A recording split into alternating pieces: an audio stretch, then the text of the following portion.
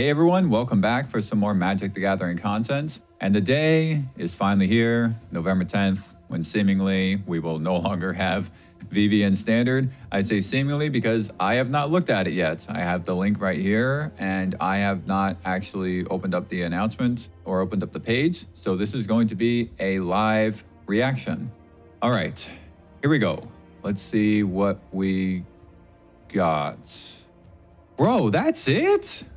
Like, I'm sorry. That's it? Are you serious? Are you serious? I personally wanted much more than just this. But that being said, the three that are here, these really needed to go for sure. Vivi, undoubtedly, this has been the bane of everything Standard related for too long, pretty much since it was printed back in the summer, in June.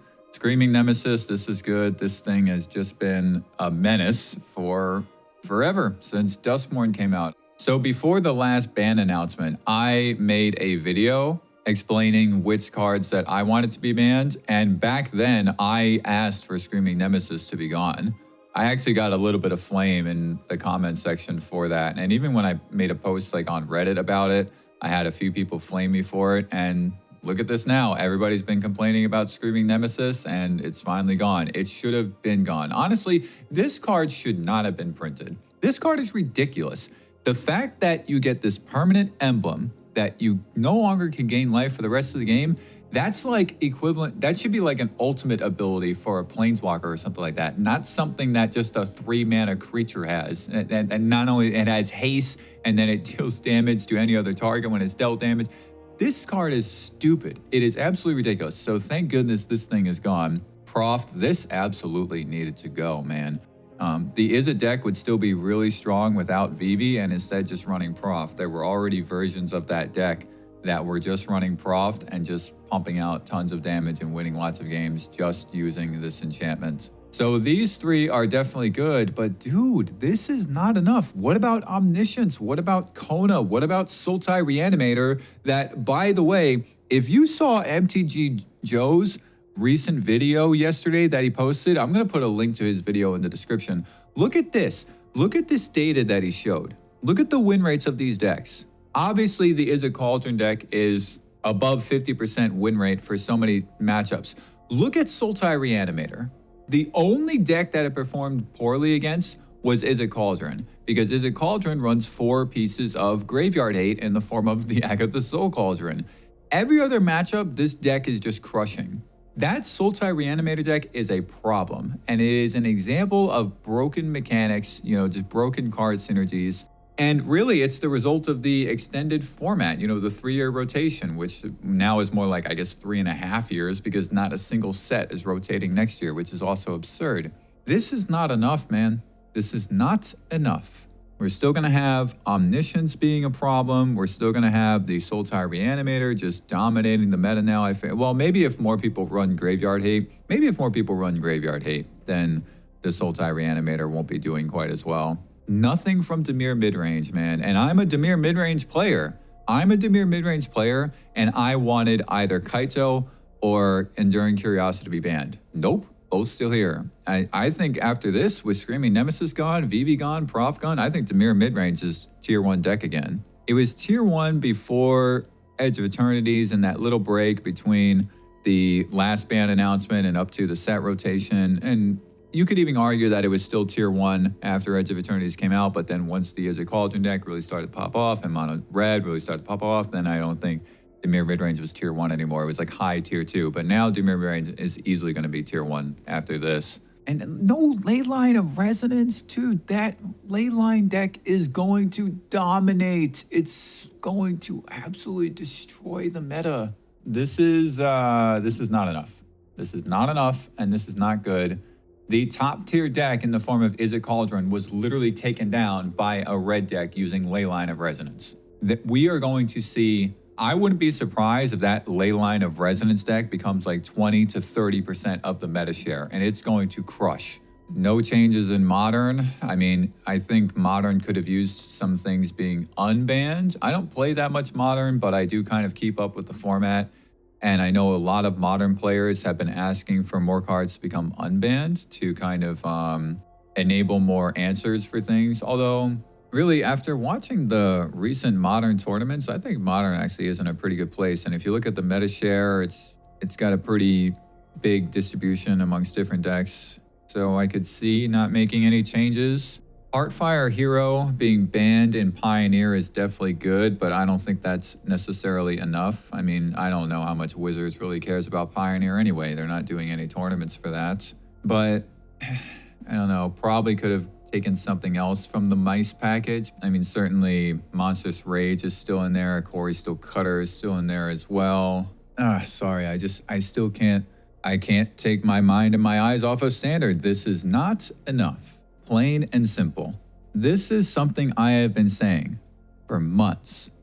Since the first Magic the Gathering video that I uploaded to my channel, I have been saying that banning just a few cards is not enough, because once you take away the best deck, the next deck in line just takes over. And if you take away that one, the next deck in line just takes over. I actually do think that the last round of bans was pretty good because it did hit a lot of decks. I think one of the reasons why the meta just hasn't been enjoyable, why Standard hasn't been enjoyable to play despite those bans, is that it took Wizards too long to update the ban list. It took them too long to ban Vivi, ban Proft, make any kind of changes at all. And in that time, just more things have developed, right? The Spider-Man set came out and then opened up possibilities with Sultai Reanimator. But the last ban announcement hit a lot of decks. There was Heartfire Hero as mono red, Corey Still Cutter was Izzet Prowess, Up the Beanstalk was Domain and other big green decks and stuff like that. Hopeless Nightmare for the bounce decks, This Town Ain't Big Enough, same thing. And then Abuelo's Awakening for the Omniscience decks. I mean, that's a lot of decks that got hit in the last round of bans, which was a good thing. This is not enough. You're hitting Vivi, great. You're hitting Proft, great. Screaming Nemesis, great. But this is not enough. You're essentially only taking away 2 decks with this. So what are we going to do about this? Well, we're definitely going to be main decking Graveyard Hate where possible.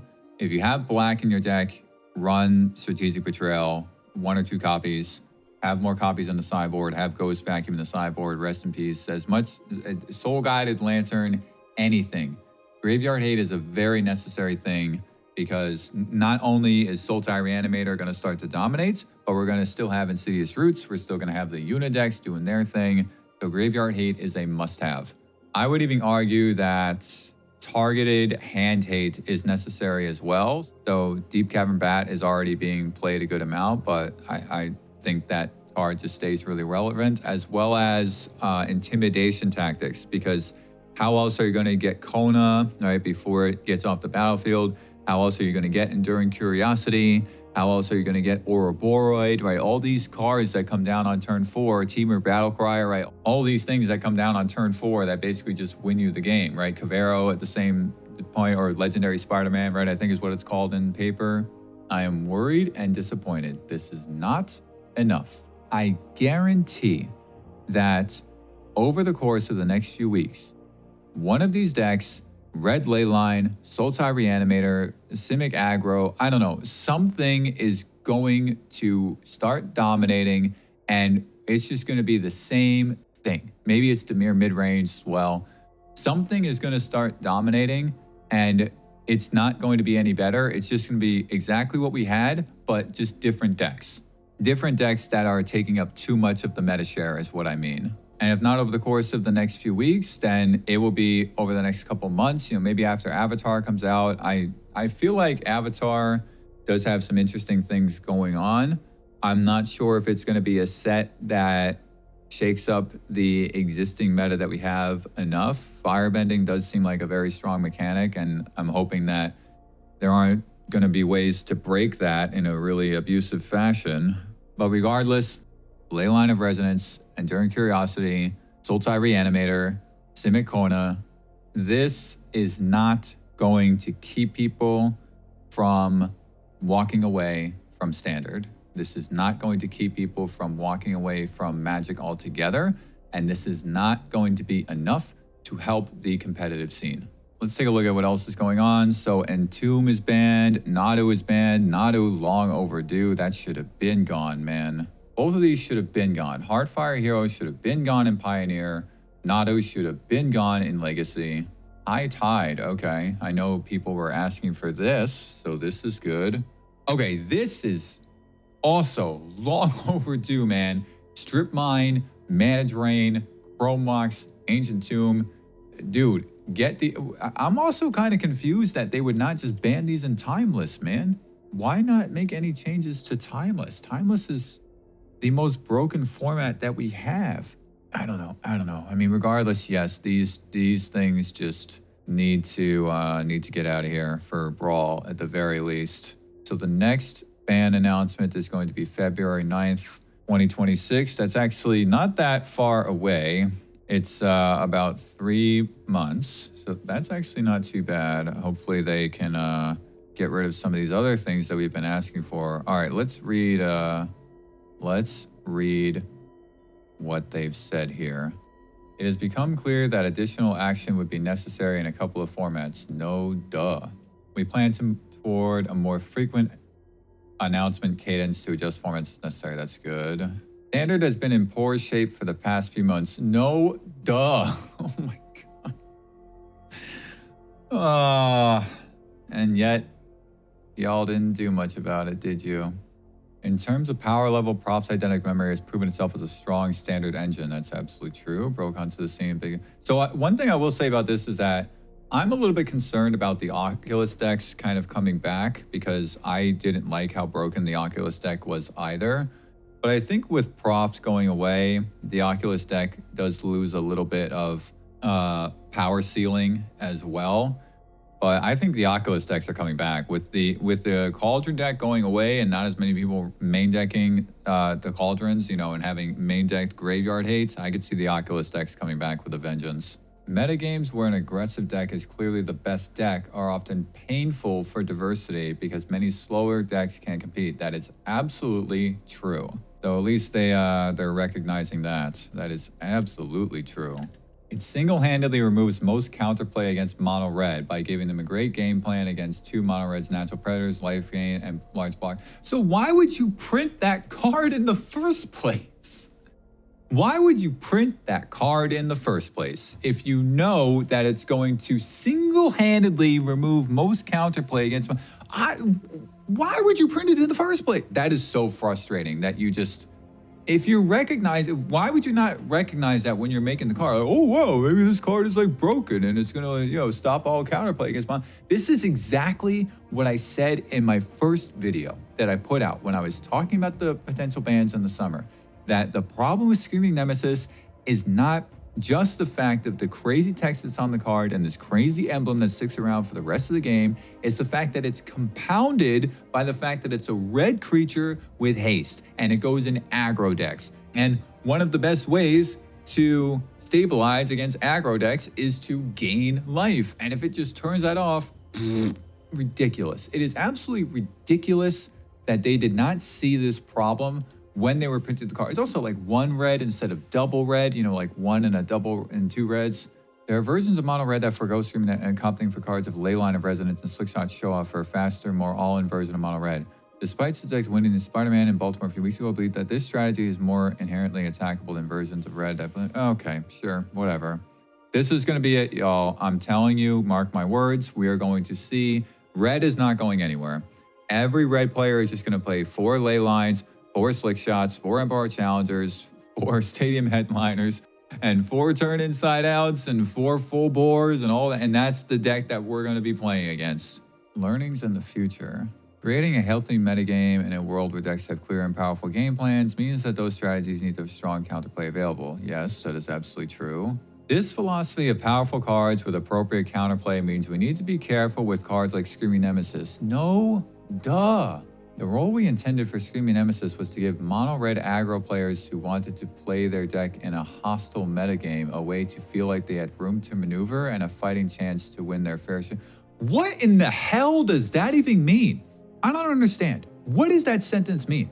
Give mono red aggro players who wanted to play their deck in a hostile metagame a way to feel like they had room to maneuver? A fighting chance?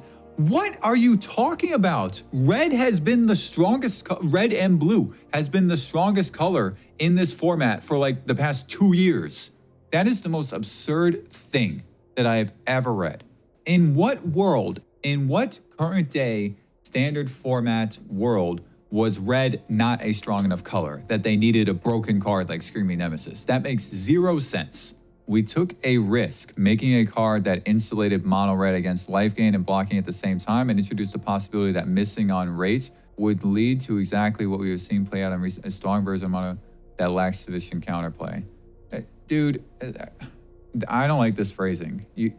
Why are you even, I don't understand this concept that taking a risk with printing cards is a good idea. Why is that even a thing? Why are we, oh yeah, let's take a risk with printing Screaming Nemesis. Let's take a risk with printing V. What in the hell are you talking about? Why would you do that? Why would you want to take a risk that a card could be broken? You can just not do that. You can just print a strong card that doesn't do a broken thing. I wish that they had changed the sentence to say that we made a mistake. We made a mistake printing that card. That's what they needed to say there. Increasingly, the standard metagame has been defined by a ceiling of strong multi-card synergies rather than the power level of an individual card. I disagree. I hard disagree. I do think that, yes, there are very strong synergies in standard right now because the card pool is so big, but I also think that individual cards have gotten significantly more powerful than they were years prior. Enduring Curiosity is a busted card by itself. Sheltered by Ghost, busted card by itself. Even Vivi without the Agatha's Soul Cauldron interaction is a broken card by itself because you don't have to tap it to do the ability. Screaming Nemesis, busted card by itself. Or Boroid, busted card by itself.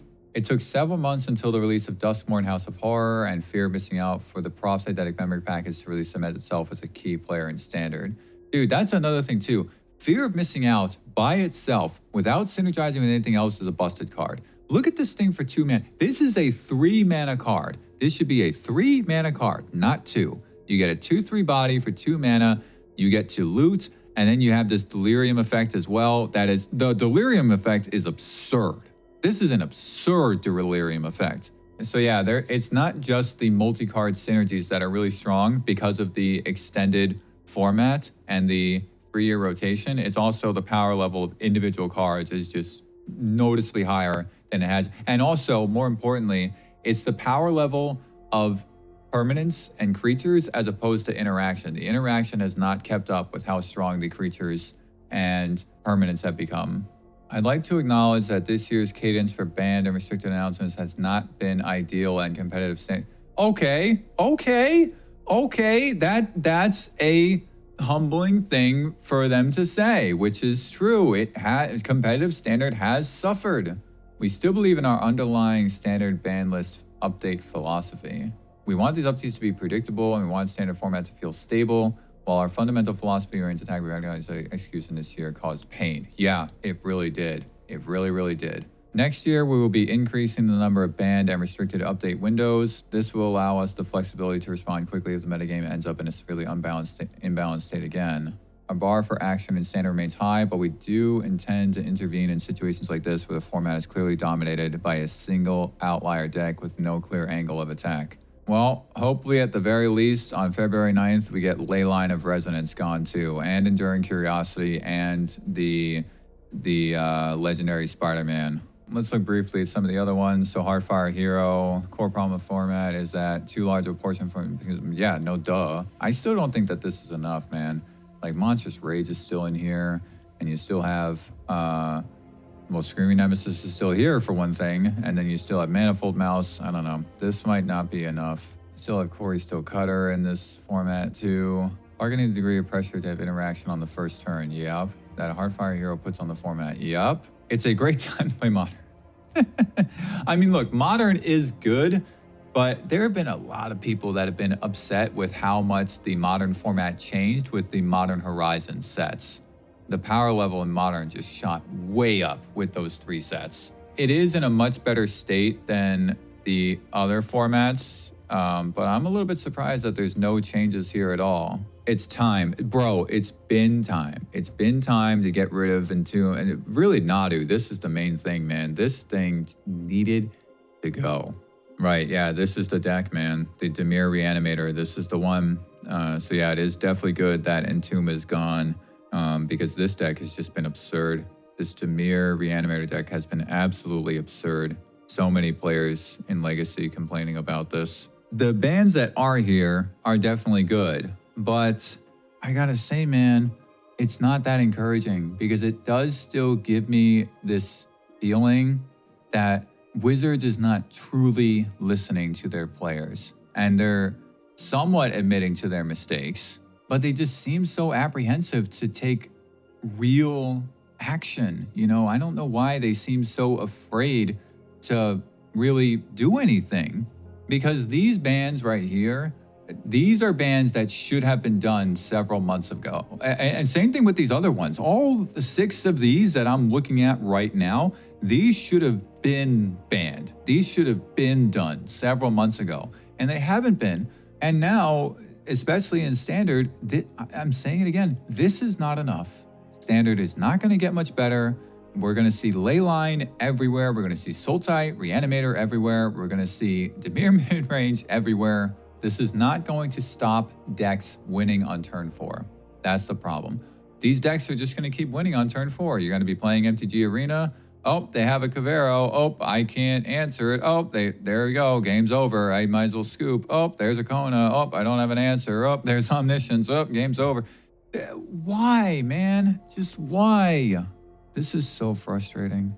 This is just not going to be enough to keep people from leaving Standard, and it's definitely not going to be enough to bring people back to Standard. The number of people playing Standard, the number of people going to Standard events is just dropping like crazy.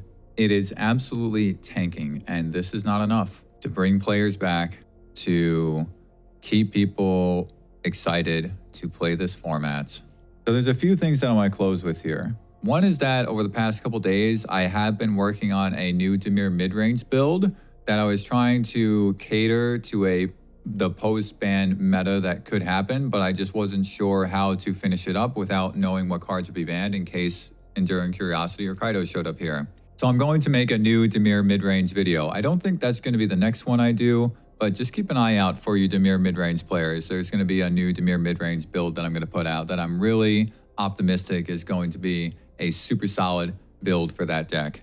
And the second thing is that with the way Standard is and the way it's going to be next year, I actually have been working on something else. It's something that I'm keeping kind of private, but it basically reverts a lot of the changes that Wizards has made to Standard in the past few years. So if you miss the way Standard used to be, then this thing that I'm working on may be of interest to you. I would like some feedback and for some other people to offer their input. So if you're interested in learning more about it, then you can join my Discord server, which I have linked in the description. Hope to see you there. That wraps this one up, and I feel like I almost need to apologize here because I definitely wasn't planning for this video to just be a rant. I was hoping that it would be more of an analysis and I could discuss what cards were going away and how that might shake things up and what decks might take over, but this is just extremely disappointing. So you got my raw, unfiltered, that's not normally how I make my videos. My videos are normally very planned out and I plan out exactly what I'm going to say, right? But this was different. This was just completely off the top, and you got all my feelings as soon as I had them.